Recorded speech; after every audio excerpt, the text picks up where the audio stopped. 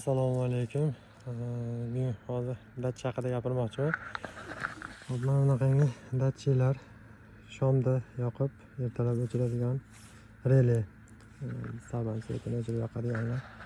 Oldinlari bunga ehtiyoj unchalik chuqur emas edi, chunki oldinlari eski odamlar, opa-odalar ularni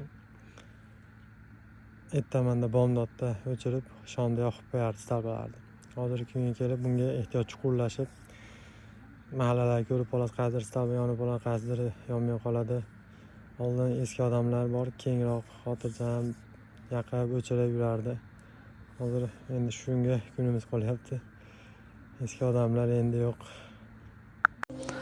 O'zni hammadan past bilguvchi, so'zlashganda ko'zlar kulguvchi, sadaqani pinhon qilguvchi eski odamlar endi yo'q. Ko'zlardagi mung to'la xitob, kunlik umr katta bir kitob, duo qilsa darhol mustajob eski odamlar endi yo'q. To'nin mehmonga to'shaguvchi, inson kabi hur yashaguvchi, odam atoga o'xshaguvchi eski odamlar endi yo'q. Hatto bo'riga qo'ymay tuzoq, sog'lar ichra qololganda sog', tushda hamki gunohdan uzoq eski odamlar endi yo'q. Do'sti uchun bermoq uchun jon, yashagan va topolgan imkon, birovni sotmagan hech qachon eski odamlar endi yo'q.